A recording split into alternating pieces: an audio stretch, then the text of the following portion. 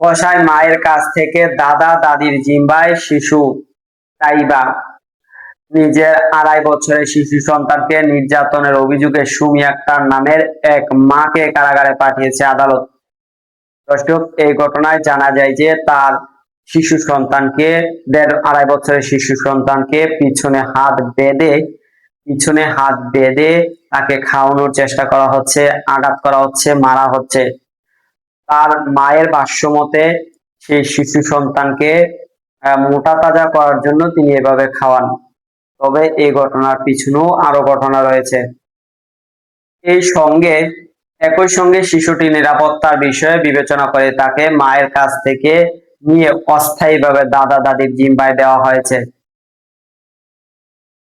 রবিবার ১৭ মে ঢাকা নারী ও শিশু নির্যাতন দমন ট্রাইব্যুনাল ৯ এর শুনানি শেষে বিচারক এই আদেশ দেন। আদালতে শিশুটির উপর নির্যাতনের ভিডিও ফুটেজ উপস্থিত হলে বিচারক সাদাত হোসেনের ভূঁইয়া বিস্মিত হয়ে বলেন, মামলার অভিযুক্ত হয় দীর্ঘদিন ধরে ২.৫ বছরের শিশু মেহেরিন খান, তাই এইবার উপর শারীরিক নির্যাতন চালিয়ে আসছিলেন তার মা। শিশুটির শরীরে বিভিন্ন সময় আঘাতের চিহ্ন দেখা গেছে। সন্দেহ হয় লন্ডন প্রবাসী বাবার। পরে ঘরের গোপন ক্যামেরা স্থাপন করে কয়েক মাসের ফুটেজ পর্যবেক্ষণের পর শিশুটির দাদার হাতে চিফ জুডিশিয়াল ম্যাজিস্ট্রেট আদালতে সুমি আক্তার এর বিরুদ্ধে মামলা করেন।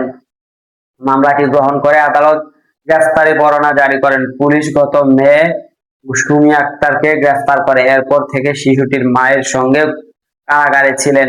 শিশুটির দাদা দাদির অভিযোগ, পারিবারিক বিরোধ এবং পরকীয়ার বিষয়ে প্রকাশ পাওয়ার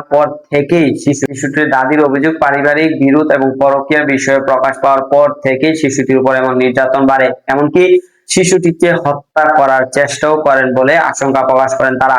দুপুরে মা ও শিশু নির্যাতন আদালতে হাজির করা হলে শুনানির জন্য মামলাটি নারী শিশু নির্যাতন দমন ট্রাইব্যুনাল ৯ এর পাঠানো হয়। আদালতে উপস্থিত বিভিন্ন ভিডিও দেখে বিচারক অভিযুক্ত মাকে মানসিক চিকিৎসা দেওয়ার পরামর্শ দেন। এই সময় আসামি পক্ষের আইনজীবী বাদী শিশুটির ওজন কম হওয়ায় তাকে খাওয়ানোর সময় কিছুটা শাসন করছিলেন বলে বলা হয়। তবে আদালতের বিচারক শিশুটির দাদির কোলে দিতে বললে শিশুটি স্বতঃস্ফূর্তভাবে মায়ের কাছ থেকে দাদির কাছে চলে যায়। পরে আদালতে মাকে কারাগারে পাঠিয়ে শিশুটির সাময়িকভাবে দাদা দাদির জিম্মায় দেন। শুনানির সময় শিশুটির মা আদালতে জানান যে তাকে ছাড়া তার সন্তান থাকতে পারবে না। অতীতের কর্মকাণ্ডের জন্য তিনি আদালতে ক্ষমা প্রার্থনা।